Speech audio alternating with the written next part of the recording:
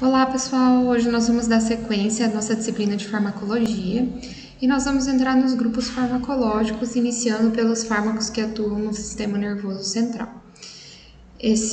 Aqui está o meu contato, mais uma vez, lembrando que eu estou à disposição de vocês para tirarem dúvida e vocês podem contar com a ajuda da monitora também. Então vocês já viram como os fármacos atuam no organismo, de que forma eles são absorvidos, transformados, metabolizados e excretados. Então, vamos dar início ao primeiro grupo farmacológico, que são os fármacos que atuam no sistema nervoso central, e nós temos dois principais grupos, que são os anestésicos e os analgésicos. Então, nós vamos começar com o grupo dos anestésicos. Então, eu trouxe aqui que o conceito de anestesia significa um estado reversível de depressão do sistema nervoso central. Então, a gente faz anestesia no momento que precisa realizar um procedimento cirúrgico, ou então precisa de um estado de sedação, onde a pessoa está no estado de irritabilidade ou agressividade descontrolado, uma situação de um estado convulsivo, tá? Então, a anestesia ela é caracterizada por estado de sedação, perda de consciência, amnésia, ou seja, perda da memória, a pessoa não se lembra, né? Isso principalmente relacionado à anestesia geral. Então, gera uma redução da ansiedade, provoca relaxamento da musculatura e também faz analgesia do organismo, certo? Alguns fatores influenciam na anestesia. Então, é muito comum a gente ouvir, por exemplo, que a anestesia, entre aspas, não pegou, ou então que a anestesia demorou mais, ou então que a pessoa demorou mais para voltar, para se recuperar do procedimento cirúrgico por conta da anestesia. Então, quando vai ser realizado um procedimento anestésico, alguns fatores devem ser considerados, tá? Especialmente quando se tratar de anestesia geral, tá? Então, na função cardiovascular, o paciente precisa ser bem avaliado para ver se a função cardíaca dele está em pleno funcionamento. Então, por exemplo, pacientes idosos, portadores de insuficiência cardíaca, pacientes que já passaram por infarto, então o músculo cardíaco deles já passaram por uma redução de oxigênio, tá? Ou então um processo de isquemia, tá? Então, por quê? Porque quando é realizada a anestesia, a função cardiovascular ela é rebaixada. E aí o músculo cardíaco pode sofrer uma redução de oxigênio, o tecido muscular sofre redução de oxigênio, tá? Já entrando na função respiratória. Por quê? Porque a anestesia provoca o relaxamento dos tecidos e da musculatura. Então, vai afetar a função cardiovascular e respiratória, reduzindo isso, levando a um estado de relaxamento profundo, onde o paciente encontra-se em sedação, né? Então, ele tem essas funções rebaixadas. Então, se ele já tem um comprometimento, a anestesia tem que ser selecionada, tem que ser criteriosamente selecionada antes do procedimento, para ver se o paciente ele tem condições de passar por esse procedimento, ok? A função hepática e renal, lembrando que a maioria das medicações são metabolizadas pelo fígado, né? Então, elas podem ser hepatotóxicas. E renal por conta da filtração glomerular, ou então dos túbulos renais, que vai fazer a eliminação dessa anestesia, desse medicamento anestésico. A função do sistema nervoso precisa ser avaliada, precisa avaliar se o paciente se ele tem quadros de convulsão ou se ele tem quadro de irritabilidade. Então, se ele usa medicações já que podem interagir com o anestésico, medicações que atuam no sistema nervoso, como analgésicos, opioides, ok? Precisa saber se a paciente está gestante, tá? Se ela estiver gestante, tem medicações anestésicas que são contraindicadas por atravessar a barreira hematoplacentária e afetar o feto, né? Então, não pode, tem que ser criteriosamente selecionada também a anestesia por conta do risco de rebaixamento do funcionamento do organismo do feto, da gestante, tá?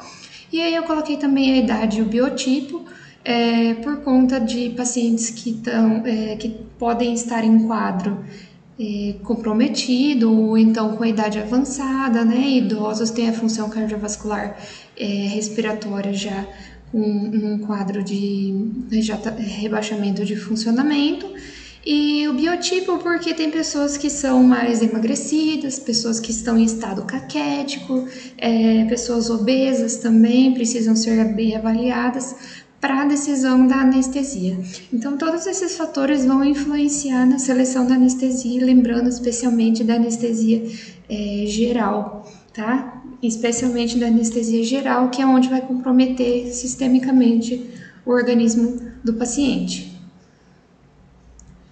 Então, a anestesia ela tem fases, tá? Ou estágios. Eu coloquei os quatro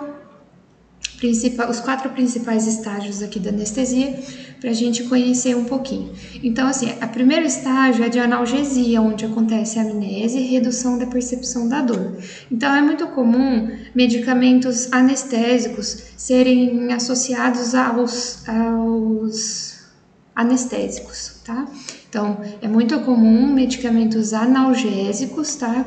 Utilizados para redução da dor, serem associados e administrados concomitante com os anestésicos, porque tem anestésicos que têm alto índice de alta potência de anestesia, só que baixa potência de analgesia, ou seja, não tira dor, ele só entra no estado de sedação.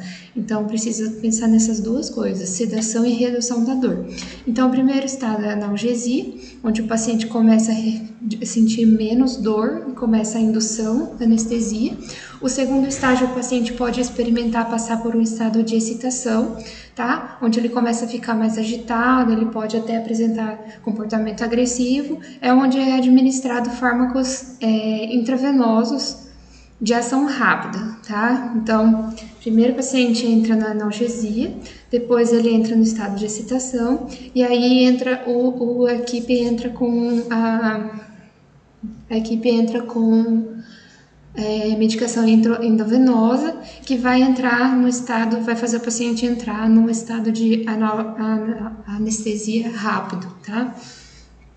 O terceiro estágio, então, é a anestesia cirúrgica em si, tá? Onde acontece a perda gradual do tônus muscular e dos reflexos, que é onde entra geralmente com a anestesia inalatória para manter o estado anestésico, manter o estado de sedação do paciente, ok? E o quarto estágio, que é a paralisia bulbar, que é onde o paciente fica no estágio mais profundo de depressão respiratória, tá? E de relaxamento de tecidos, relaxamento do tônus muscular, e é onde tem que tomar muito cuidado, porque tem risco de morte, tá? Onde o paciente está num estágio de sedação muito intenso. Então, nós vamos entrar aqui primeiro na função dos anestésicos gerais, e nós vamos conhecer duas principais classes de anestésicos gerais.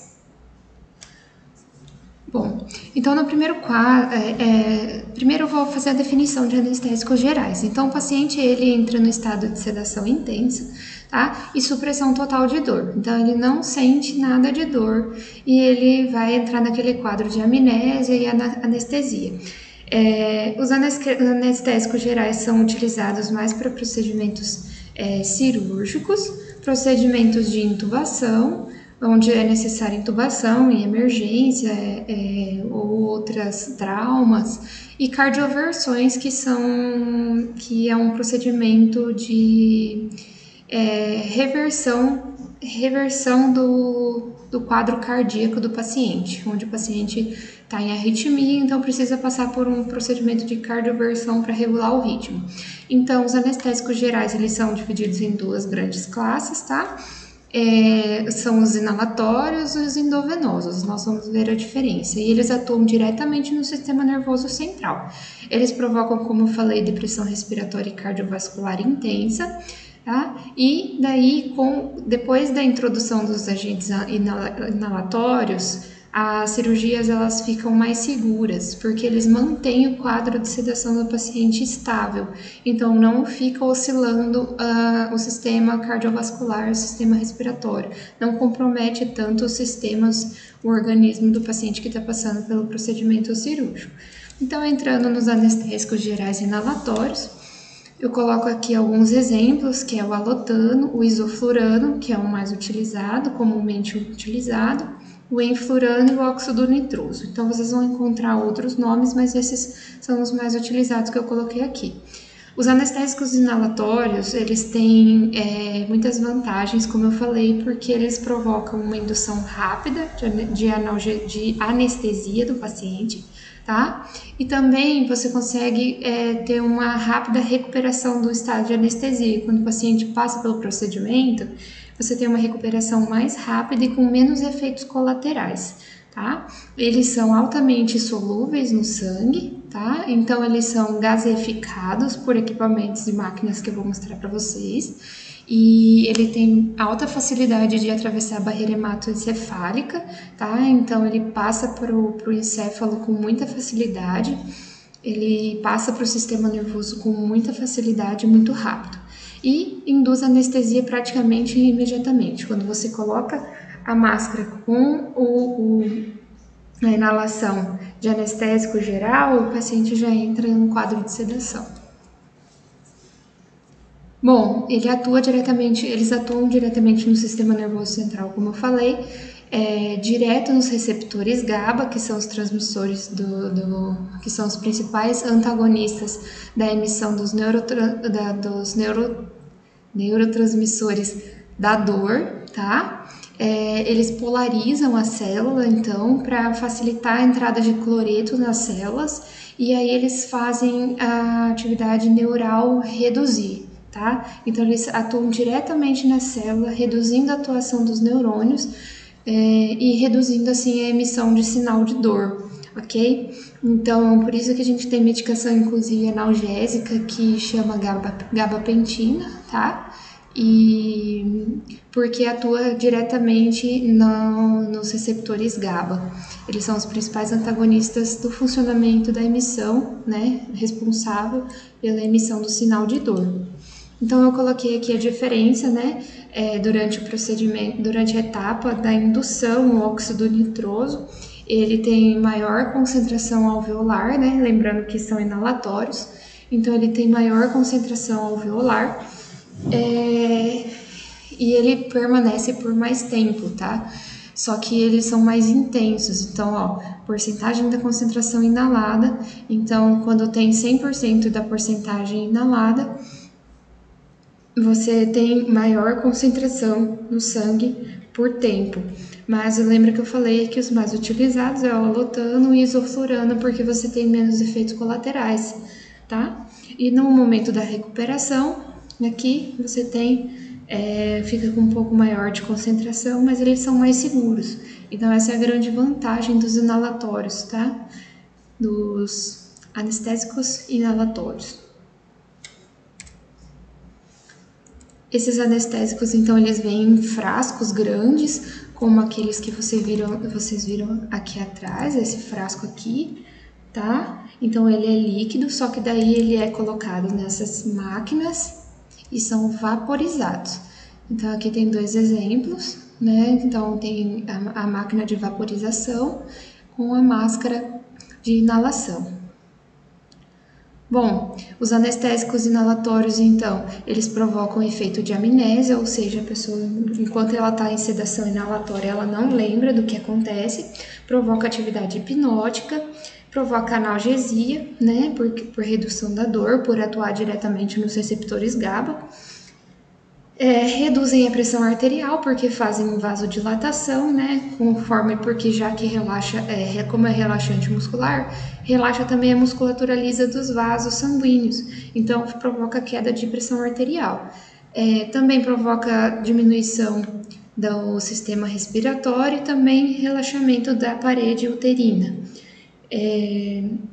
por provocar essa queda da pressão arterial, por provocar o rebaixamento do sistema respiratório, é como se fosse uma indução de uma parada cardiorrespiratória, tá? Então, por isso que o exame eletrocardiograma, né, batimento cardíaco, a pressão arterial, a frequência cardíaca, temperatura e saturação tem que ser constantemente monitoradas durante o procedimento cirúrgico. Tá? Durante o procedimento que o paciente, ou o procedimento diagnóstico que o paciente está realizando mediante anestesia inalatória.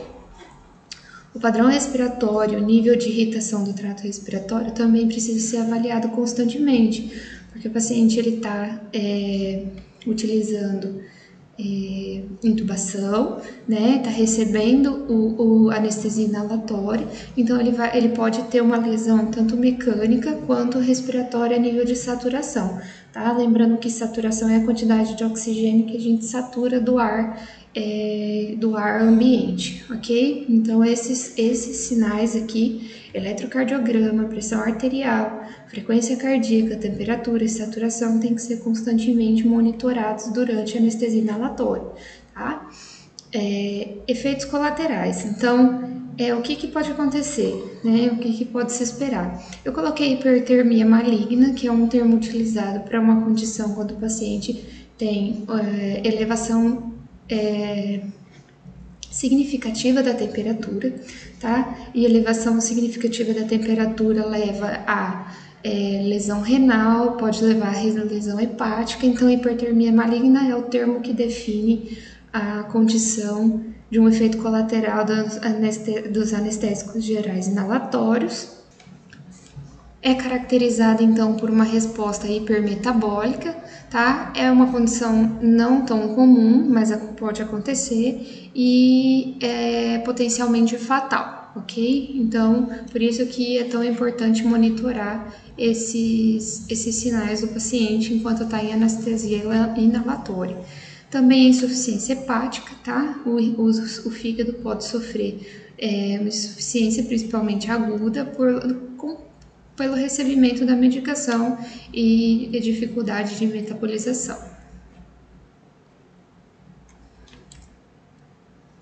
Bom, como aqui eu mostrei, então esse aqui é uma ilustração do equipamento onde é colocado o frasco, né, que vem com o anestésico líquido, e daí ele é transformado, ele é vaporizado para o paciente receber esse vapor, tá? De anestésico, ele vai ser rapidamente inalado pelos pulmões e por meio dos alvéolos e dos capilares sanguíneos, ele vai ser levado para a corrente sanguínea e quase que imediatamente vai ser induzido ao cérebro. Lembra que eu falei que tem facilidade de atravessar a barreira hematoencefálica?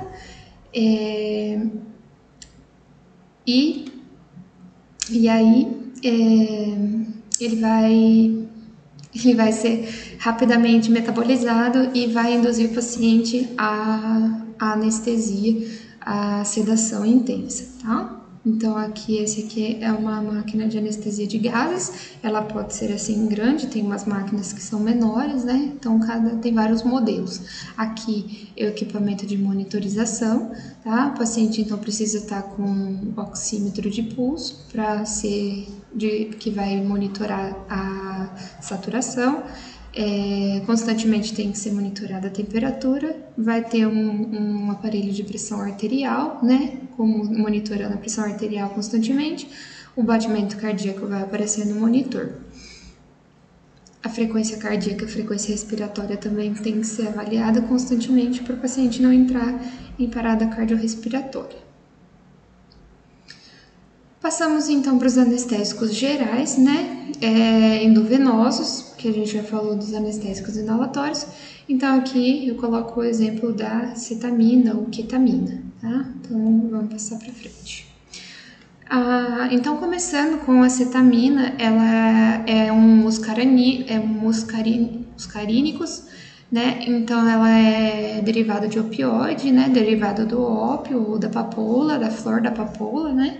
E atua imediatamente no sistema nervoso central e também no sistema periférico, né? E bloqueia os receptores de aminoácidos excitatórios, tá? Então, assim, quanto menor a dose que é utilizada da ketamina, então mais afinidade os receptores vão ter, tá? É interessante porque ele vai ter uma indução mais rápida. Então, são utilizadas, ou seja, né, se é a menor dose ela tem maior receptividade, então é utilizada em procedimentos diagnósticos ou intervenções cirúrgicas de rápida execução que não necessitam de relaxamento muscular, ou seja, ele faz sedação, tá? Entra no estado de sedação, mas não faz relaxamento muscular. Por isso que eu falei que é tão importante a avaliação de se precisa entrar com um analgésico junto, associado ao anestésico, tá? Então, por isso que ele é utilizado na obstetrícia, né, para parto vaginal ou cesárea, porque ele não provoca relaxamento da parede uterina. Ele só entra num estado de sedação curta. Bom, a ketamina ela provoca efeitos colaterais, muitos efeitos colaterais, tá? Alguns deles aqui eu coloquei, que é principal taquicardia, hipertensão, pode provocar aumento da pressão intracraniana, provoca diplopia, que é muito comum, que eu coloquei uma foto aqui, que é a sensação de visão dupla, tá? Pode provocar vômito, delírio, confusão mental, principalmente na volta, no momento de recuperação. Por isso que eu falo assim, por isso que eu citei que os anestésicos gerais inalatórios, eles são mais seguros, porque eles provocam menos efeitos colaterais, tá? Então, algumas características é que tem uso limitado, porque ele não funciona como fármaco depressor do sistema nervoso, ele só faz o estado de sedação, tá? Então, é como se o paciente ficasse alerta, mas sedado. Então, ele é chamado também de anestesia dissociativa, tá? Tem perda sensorial, faz anestesia, provoca amnésia, o paciente não lembra, né? Do que aconteceu durante o procedimento anestésico, tá? E para os movimentos também do corpo. Então, lembra que eu falei que ele fica como se ele ficasse ativo, só que sedado, tá? Durante tanto a indução quanto a recuperação, quando o paciente está voltando da anestesia, podem ocorrer movimentos involuntários, agitação, tá? Irritação, ou então até agressividade, sinais de agressividade, tá? Então ele é frequentemente utilizado junto com o benzodiazepínico, que vocês vão ver mais pra frente. Os benzodiazepínicos, eles podem ser associados aos anestésicos, tá? Porque eles provocam depressão do sistema nervoso central também, porém com relaxamento do organismo, que a ketamina não provoca, ok? Por isso que frequentemente é usado associado. Outra coisa, a ketamina, ela tem uma biodisponibilidade, lembrando, né, que biodisponibilidade é a quantidade que o medicamento está disponível no sangue, na corrente sanguínea depois de administrado.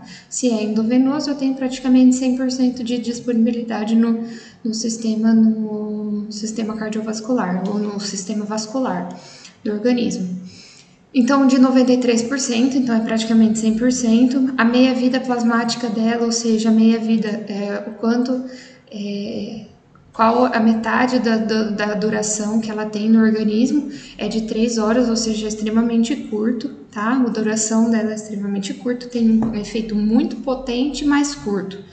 Tá? Tem alta lipossolubilidade, então fica muito facilmente disponível no organismo. É metabolizado pelo fígado, tá? Pela norcetamina, que é um metabólito específico, receptor da ketamina. Então tem a meia-vida de eliminação entre 2 e 3 horas, então rapidamente é eliminado do organismo, tá? Porém, provoca efeito de tolerância, tá? O paciente ele pode ficar cada vez mais tolerante à ketamina, tem um efeito entre 30 e 60 minutos e provoca amnésia, tá? Então pode ser utilizada como medicamento de abuso. Os anestésicos, eles são frequentemente associados a medicamentos de abuso, tá? Principalmente para pessoas que sofrem de dor crônica ou então como se diz, de uso de dependência, tá? Então, os anestésicos, inclusive entre profissionais de saúde, principalmente, porque tem acesso a essas medicações, tá? Então, são medicações que têm que ser prescritas com muito critério, tá? Não são, são medicações que precisam de controle de estoque, controle de disponibilidade muito grande, tá? Então, coloquei aqui, ela é transformada em outras formas, né? Para quando é utilizado como medicamento de abuso. E eu coloquei aqui também que nunca pode ser misturado com barbitúrico, que pode ser um antiepilético ou um anticonvulsivante para pessoas que apresentam convulsão ou espasmo muscular intenso, e nem benzodiazepínicos, que são depressores do sistema nervoso central, porque eles interagem e provocam rebaixamento do organismo muito intenso, podendo levar a uma parada cardiorrespiratória. Bom, diante desses medicamentos, né, que são potencialmente fatais e também provocam efeitos colaterais muito intensos, quais os cuidados de enfermagem que eu devo ter, então, mediante a utilização dessas medicações? Então, assim, essas medicações, elas são administradas via intramuscular ou endovenosa, tá? Essas que eu passei para vocês, que são os anestésicos. Eu falei endovenosos, mas tem alguns que também podem ser administrados intramuscular. Isso tudo conforme a prescrição médica, tá? Bom, depois do uso desses fármacos, os pacientes eles têm que ser orientados, né? Geralmente eles ficam em repouso, em observação, por no mínimo 24 horas. Então, o paciente ele não pode dirigir, nem operar máquinas, tá? Nem trabalhar com máquinas que podem provocar lesões, né? Ou lesões de membros, né? Então, ele não pode porque ele fica com sentidos rebaixados. Tá? A pressão arterial e a frequência cardíaca tem que ser monitorada para ver se não está tendo rebaixamento do sistema cardiovascular. Orientar, geralmente, se tiver um acompanhante, né, que alterações neurológicas, gastrointestinais, visuais, psíquicas, se tem presença de alucinação, se tem presença de sinal de irritabilidade intensa, ou então até de agressividade, tá? Todos esses sinais, eles precisam ser observados. Isso são cuidados de enfermagem específicos dos anestésicos gerais, tá bom? Atentar para sinais de reação alérgica, intensidade da cialorreia, né? Eu coloquei uma imagem aqui é uma criança, né? Então, a cialorreia é esse aumento aqui da secreção salivar, né? Geralmente fica uma secreção salivar espessa de alta quantidade, tá? E o paciente tem que manter jejum por conta do rebaixamento da função respiratória dele, que ainda não está recuperada, né? E também cardiovascular, porque ele tem risco de aspiração, broncoaspiração, tá? E também ele não está com o sistema gastrointestinal funcionando normalmente, tá? Os sistemas do paciente estão rebaixados, estão sedados. Então, esses são cuidados que têm que ser prescritos, orientados e realizados pós a utilização dos principais anestésicos gerais endovenosos, ok? Bom, continuando então da ketamina, ela pode ter apresentação nesses nomes comerciais, que é o Ketamin, ketamina ou então Ketalar. É uma solução injetável, então em 10 ml são 500 miligramas. Eu coloquei aqui então que a ketamina ela é utilizada, uma das drogas misturadas na droga de abuso que chama Boa Noite Cinderela, e que é um composto aplicado em vítimas, né, geralmente mulheres. Por isso que necessita de um controle de estoque rigorosíssimo nos setores que tem essa disponibilidade dessa medicação, tá? Porque são drogas muito perigosas, né? Drogas que são utilizadas para cometer crimes, né? Onde a pessoa ela entra em amnésia, não sabe, não lembra o que aconteceu. E também eu coloquei outra informação aqui, que a ketamina foi aprovada em 2019 pela Fundação de Drogas, né, americana, né, que é a FDA, que é a que regulariza todas as medicações e os fármacos utilizados para testes de uso em depressão refratária. Depressão refratária é aquela que é tratada, mas que fica com sinais e sintomas assim refratários, ou seja, eles ficam ali em reserva, né? Eles ficam acontecendo, a pessoa continua tendo sinais e sintomas de depressão mesmo no tratamento.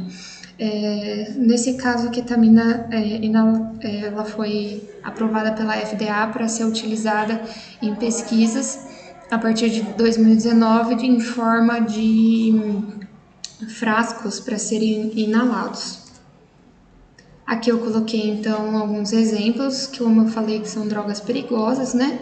Então, anestésico em forma de spray nasal é aposta contra a depressão persistente, que é o que eu coloquei que está sendo utilizada em pesquisas e ensaios clínicos, né?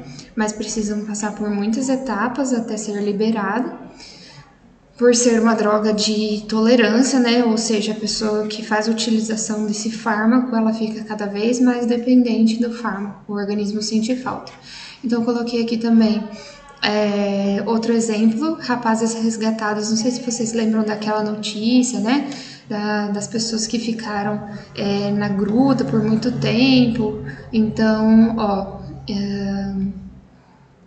foi utilizado para sedação rápida, né? Sedação curta, para não entrarem em pânico. Então, lembra que eu falei que as drogas anestésicas não são utilizadas só para procedimento cirúrgico, são utilizadas para sedações, para procedimentos, então, que precisa de relaxamento e sedação, tá? Mas não, lembrando que ela sozinha não tira dor. Ela faz só o processo de sedação. E aqui eu coloquei um exemplo: veterinários e empresários são presos no Distrito Federal por tráfico de anestésicos, né? Então, aqui está falando que em seres humanos, uma dose só de ketamina pode provocar overdose, né? E o trio vai responder por tráfico de drogas. Ok, então aqui são alguns exemplos, né, que envolvem a anestesia endovenosa, no caso a ketamina, né, que é um exemplo. E só para alertar como são medicamentos que são potencialmente fatais e que precisa de muito cuidado na utilização.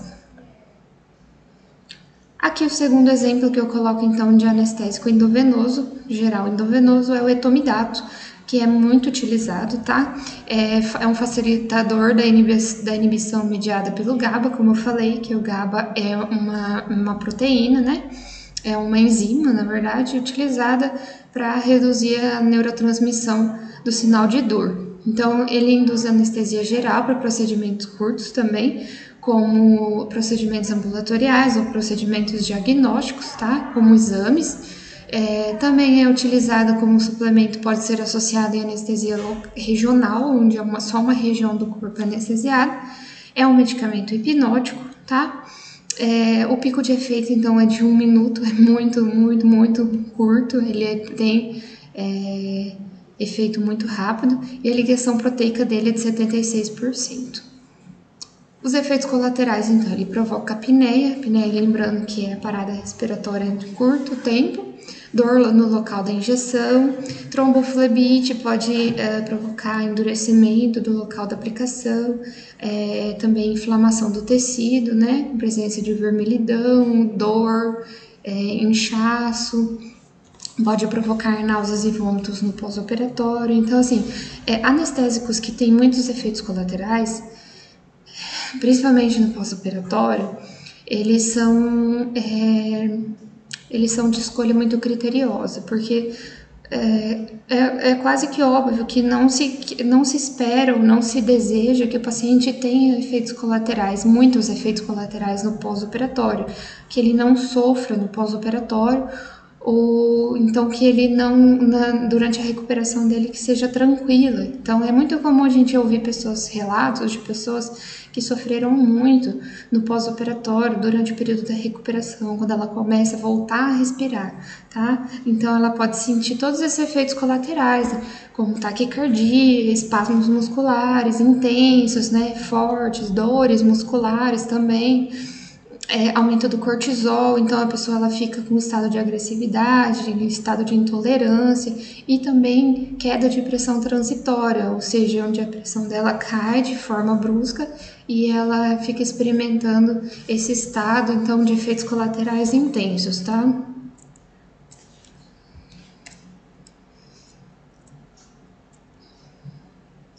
Alguns aqui eu já citei, então tem algumas características do etomidato também. Eu vou citar aqui as principais, né, que são da atenção, que aqui em casos de idosos, insuficiência renal, insuficiência hepática, né, a dose ela precisa ser controlada, precisa ser reduzida, porque senão ela é potencialmente fatal. Deve-se sempre associar analgésicos ao seu uso, ou seja, toda vez que aparecer que precisa associar analgésico, significa que o anestésico não tem potencial analgésico. Ele faz sedação, mas não diminui tanto a dor, tá? Então ele tem metabolização hepática e excreção renal. Toda vez que tem metabolização hepática e excreção renal, a gente precisa pensar em controle de dose, tá? Quando o paciente tem algum comprometimento hepático ou renal. Então, quais são os cuidados de enfermagem específicos para o etomidato, né? Que é um anestésico geral endovenoso potencialmente fatal, com pico de efeito de 1 minuto, como a gente viu. Então, é contraindicado em gestante lactante e menores de 10 anos por conta da sedação, da profundidade da sedação que ele faz, tá? Precisa fazer ajuste posológico relacionado à dose, tá? Então, posologia é dosagem, tá? Posologia é forma de utilização. Precisa desse ajuste posológico em idosos e hepatopatas, portadores de doenças hepáticas do fígado. Precisa constante monitorização da pressão arterial e frequência cardíaca, tanto durante o procedimento e a utilização quanto depois, no pós, tá? Tem que monitorar o padrão respiratório, então ver se a pessoa não está entrando em depressão respiratória, tá? Até porque essas medicações têm potencial, tem risco residual, ou seja, de ficar resíduo no organismo, né? Sendo eliminado. Então, tem pessoas que são mais propensas, né? Por isso, monitorar o padrão respiratório para ver se não está entrando em depressão respiratória. Observar constantemente e comunicar se ocorrer alterações gástricas como vômito, náusea, diarreia, tá? Ou então constipação prolongada.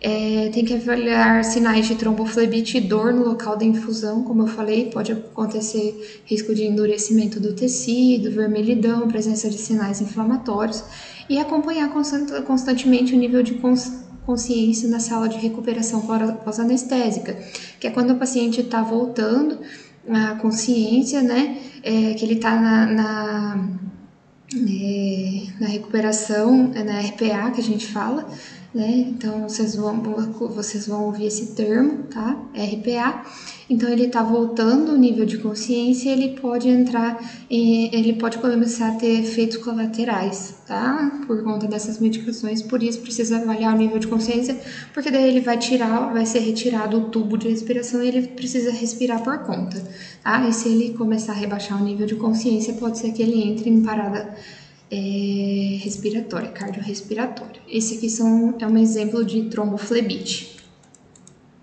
Peraí. Como eu falei para vocês, ó, vermelhidão, edema, endurecimento, tá? Isso aqui é um sinal de tromboflebite no local da infusão da medicação. Bom, o etomidato ele tem a apresentação de 20 mg, pode ver que é bem menor que a ketamina, né, para 10 ml, né, então ele é mais potente, tá? Também é utilizado no Boa Noite Cinderela, que é utilizado para cometer crimes de roubo ou estupro, tá? Ele provoca amnésia também.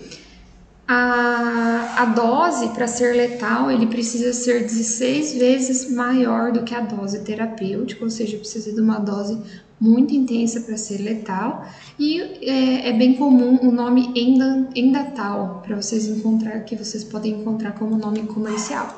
O Hipnomidate é mais difícil, tá? Porque daí ele é importado. Então, essas são as características do etomidato. E daí a gente tem também o Propofol, que é um dos mais comuns, né, um dos mais conhecidos. O Propofol, ele potencializa também a ação inibitória central do GABA, de novo, tá? E que é antagonista da transmissão do sinal de dor. Tem uma meia-vida de 30 a 60 minutos, ou seja, é muito curta, tá? A ligação plasmática, né, ou seja, no plasma sanguíneo de 95 a 99%, ou seja, praticamente 100% de disponibilidade na corrente sanguínea quando administrado. Utilizado então como anestésico geral de curta duração, tá? Então, para procedimentos diagnósticos, procedimentos como cardioversão, que eu citei, ou então procedimento cirúrgico para indução somente, tá? Ele é um sedativo e também é utilizado em pacientes críticos que precisam de sedação rápida. Ele tem essa característica aqui, ó, branco leitoso, tá? Ele não é transparente, ele é branco, semelhante, parecido com leite. Ele provoca intensa vasodilatação, quase que imediatamente, tá? E hipotensão por relaxamento no musculatura lisa dos vasos sanguíneos. Provoca obstrução de vias aéreas, dessaturação de oxigênio, cai a porcentagem que a gente consegue metabolizar de oxigênio, bradicardia, né? Que é a queda da frequência cardíaca intensa. E existe uma síndrome que é associada à utilização frequente de propofol, principalmente em casos de abuso, né, de drogas, que é a síndrome da infusão do propofol, caracterizada por acidose metabólica, rabdomiólise e assistolia. Assistolia, né, é a perda da sístole, então leva a parada cardiorrespiratória. Rabdomiólise, que é uma condição rara, mas acontece, que ele provoca esse que a imagem está sinalizando aqui, que é a ruptura da musculatura, tá? Ele provoca rompimento das fibras musculares e lesão renal, ok? E acidose metabólica, quando tem desequilíbrio de gás carbônico e oxigênio. Também provoca reação de hipersensibilidade, depressão cardiorrespiratória, em pacientes que têm tendência epilética, né? Pacientes epiléticos que têm convulsão, ele provoca convulsão e reduz a pré e pós-carga de capacidade de bombeamento de sangue pelo coração. Então, é uma emulsão, como eu falei, óleo-água, isotônica para administração endovenosa, tá? Propofol endovenoso.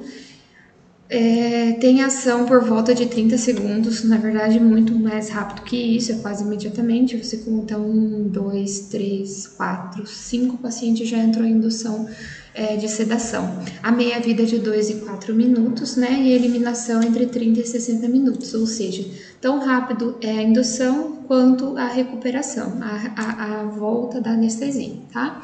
Lembrando, tem metabolização hepática e excreção renal, principalmente tem que ter cautela em pacientes com insuficiência renal, ele pode provocar insuficiência renal aguda, certo? Pode provocar dor no local da injeção, depois o paciente fica sentindo dor, né? Vamos supor que seja um procedimento diagnóstico rápido, então é feito administrado numa punção um acesso venoso periférico e o paciente pode sentir dor na volta da anestesia. Tem rápida recuperação e poucos efeitos residuais, tá? Poucos efeitos cardiovasculares na recuperação. E tem também a característica de reduzir o fluxo sanguíneo no cérebro, no encéfalo, reduzir a pressão intracraniana e o metabolismo cerebral. Também precisa, geralmente é associado, né, concomitante com um opioide, ou seja, um analgésico potente. Tudo depende do procedimento que vai ser realizado, tá? Se é um procedimento diagnóstico, nem sempre é associado com opioide. Se é um procedimento cirúrgico, aí sim vem associado para o paciente não sentir dor no pós. Não é necessário anestésico inalatório, porém é utilizado, tá? Atravessa a barreira placentária, ou seja, provoca depressão do feto, então não é indicado, tá? Pode ser utilizado, isso é a critério do cirurgião e do anestesista. Isso aqui é interessante porque no pós-operatório a utilização do propofol tem baixa incidência, ou seja, ocorrência de dores de cabeça, né? Sensação de náusea, vômitos, e não causa também movimentos involuntários, nem supressão da glândula suprarrenal. Então, isso de não provocar movimentos involuntários no pós-operatório e baixa incidência de cefaleia, náusea e vômito faz do propofol um anestésico endovenoso muito utilizado para procedimentos diagnósticos e procedimentos cirúrgicos, tá? Lembrando que em procedimento cirúrgico, geralmente a anestesia ela é induzida com propofol, mantida com anestésico inalatório, associada a um analgésico opioide para o paciente não sentir dor no pós-operatório e também ter relaxamento muscular durante o procedimento, tá? Supressão da dor e sedação, tá bom? Quais os cuidados de enfermagem, então, associados ao propofol? Quais os cuidados que têm que ser observados quando vem um paciente para mim que foi utilizado, passou por um procedimento que foi utilizado o propofol? Primeira coisa, a atenção e a concentração e também o desempenho motor do paciente fica comprometido, tá? Durante um certo tempo, então o paciente tem que ser orientado, o acompanhante tem que ser orientado que ele não pode dirigir de forma alguma, ele evita levantar, né? Operar máquinas, trabalhar, então isso é contraindicado, tá? Então, mesmo que o paciente passe por um procedimento de diagnóstico, por exemplo, depois ele precisa fazer repouso, mesmo que ele tenha alta imediata, tá? Então é contraindicado o uso em neonato por conta da profundidade muito rápida de sedação, e daí tem dificuldade se precisar de uma reversão, né? É muito difícil, é mais difícil. Durante a gestação e a amamentação também é contraindicado, porque atravessa a barreira placentária. Tem que lembrar que a solução tem estabilidade de 6 horas e a medicação não pode ficar aberta de forma alguma, não pode ficar preparada sem utilização, ela precisa ser preparada e utilizada imediatamente. Não pode ser utilizada por infusão prolongada por conta do risco daquela condição que eu falei para vocês, que é a síndrome de infusão do propofol, então não é recomendada que seja infundido por mais de 12 horas, tá? Geralmente pode ser utilizada em bomba de infusão, ou então a seringa que vem pronta, mas é mais comum vir em frasco mesmo, tá? Idosos precisam de ajuste de dose, porque é uma indução muito rápida, muito profunda, pressão arterial, frequência cardíaca, exame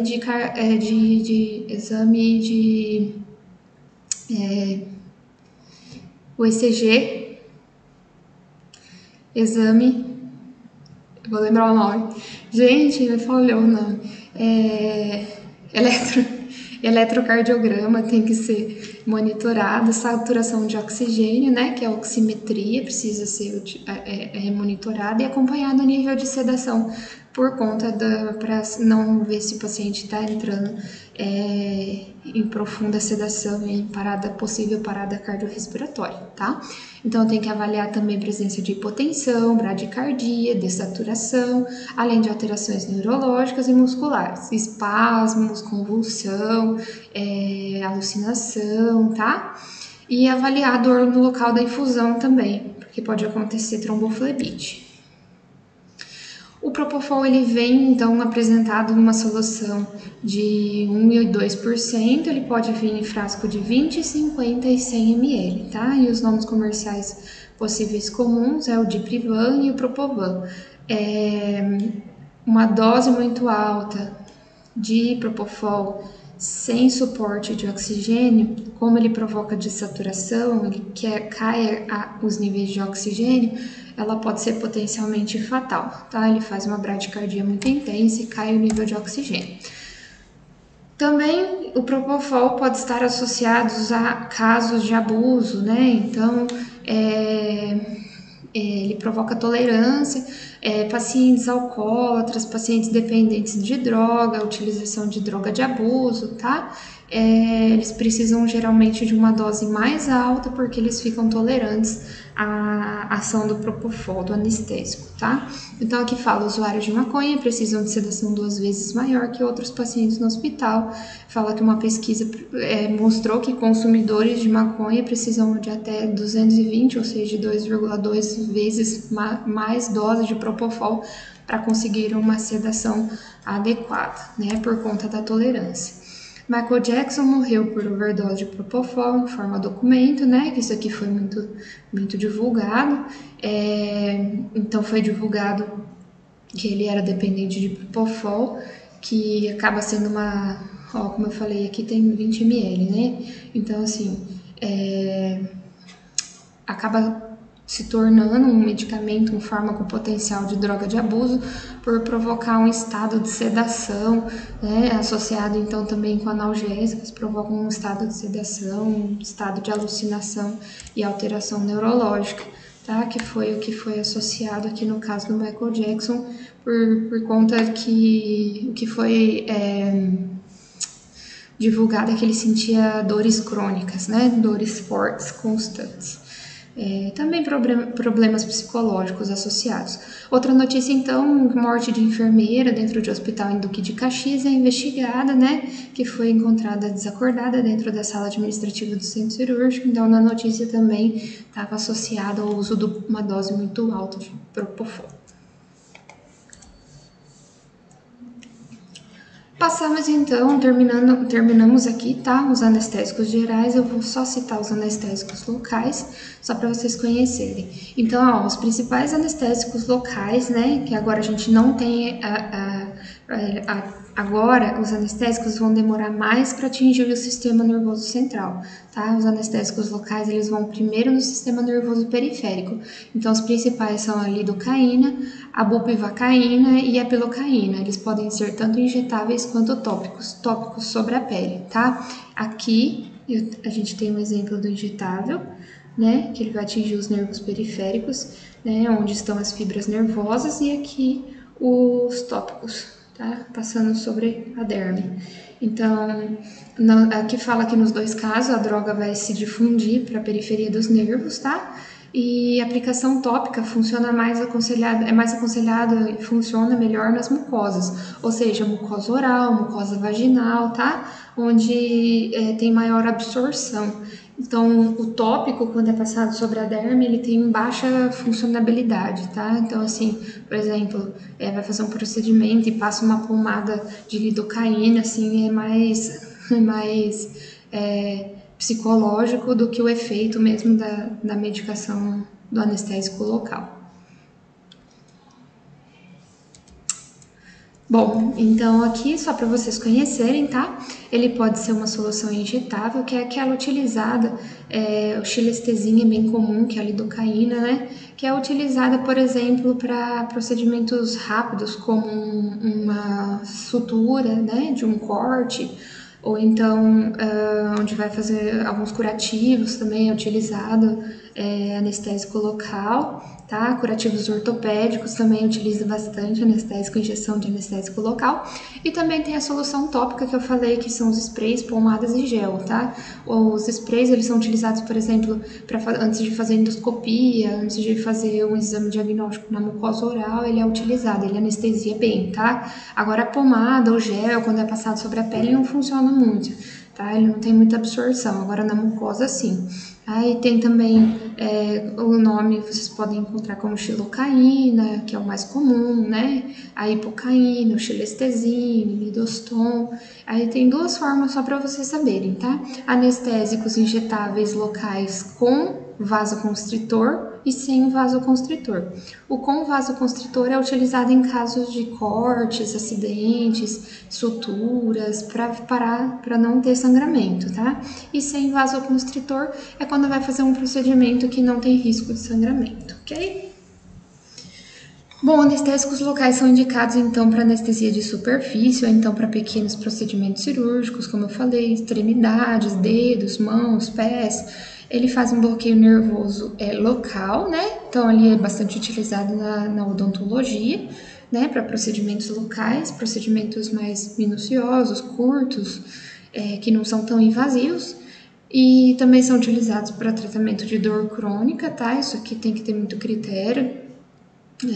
Mas tem que ter uma avaliação mais, vamos dizer assim, minuciosa do paciente. E quais os cuidados de enfermagem, então, que são aplicáveis aos anestésicos locais? Então, precisa monitorar a presença de confusão mental, convulsão, agitação, inquietação, irritabilidade, tá? Então, isso pode acontecer porque ele provoca alteração cardiovascular, por isso que tem que controlar frequentemente a pressão arterial e a frequência cardíaca para risco de brade e taquicardia, tá? E também monitorar a interação medicamentosa com os digitálicos, que são medicamentos cardiovasculares, ok? E assim chegamos ao fim dos anestésicos, né? Temos 50 minutos de aula. Eu espero que vocês tenham gostado de conhecer os anestésicos. Eu vou mandar também o material escrito. E eu estou à disposição, tá? Para tirar dúvidas. Eu acho um conteúdo muito interessante, é muito utilizado. A gente vê muito em vários setores, né? Tanto no setor de pronto atendimento, como o setor vamos supor, unidade básica de saúde, tem anestésico, unidade hospitalar, tá? Vários setores. Então, eu acho um conteúdo bem interessante, tá? E eu estou à disposição de vocês. Espero que vocês tenham gostado. Espero que vocês fiquem bem, que vocês estejam bem. Um abraço e até a próxima aula.